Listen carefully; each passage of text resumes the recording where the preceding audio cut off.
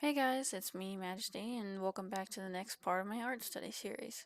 Today we're diving into the concept of lighting and shadows. Now, I know that the title says lighting, but if you're messing around with lighting, you're also messing around with shadows. With one comes the other. Lighting, and therefore shadows, are important because they give your environments and/or your characters depth, makes them feel more tangible, makes it feel more real. And much like color theory, lights and shadows can add certain emotions or atmosphere to your pieces because at the end of the day, colors and lighting are always interacting. Without further ado, let's dive into it. Starting out, I used a fairly simple example of just a sphere using only grade tones just to show what to look out for when messing around with lighting. Firstly, there is the light source itself that shines down onto the object, which creates the direct light, which is most saturated at the point of contact, right at the very top of this object, and that casts a shadow where the light is not directed. Now, you may think that's where lights and shadows end, except you'd be wrong. What happens is that the light bounces off of the surface the sphere is sitting on, which casts its own light back onto the sphere. So when you think about it, there's more or less another light source than that of the original. A more explained version of this is by using actual colors like you see here. Let's say that the light source is yellow and casts the light onto the sphere. And since the ground is brown, it casts a darker shade of that brown, while also reflecting a lighter tone back onto the object. If you notice, there is also a slight shade of blue at the back side near the top, which comes from the light reflecting the color of the sky.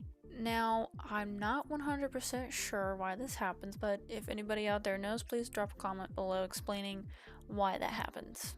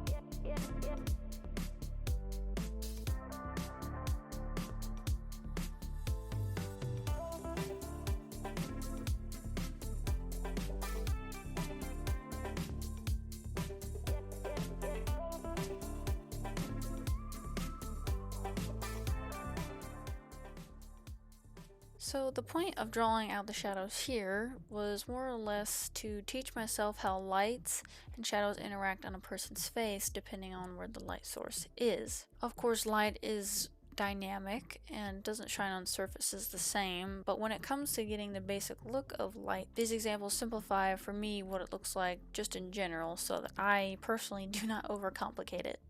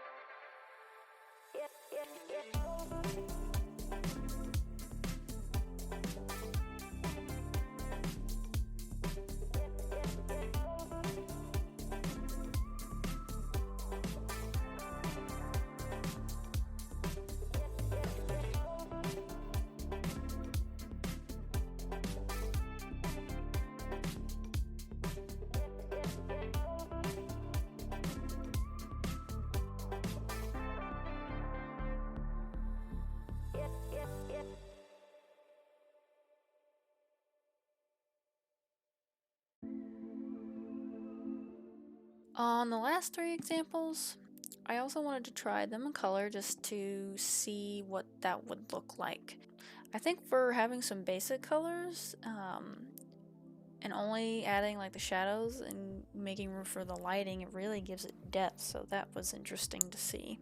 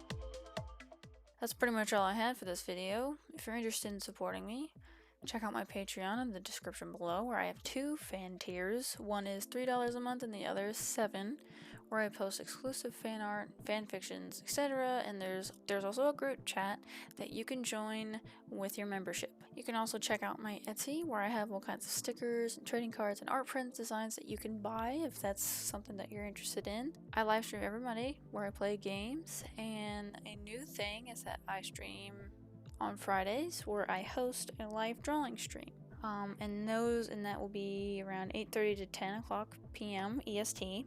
Thank you so much for watching. Have a good day, and may God bless you. See ya.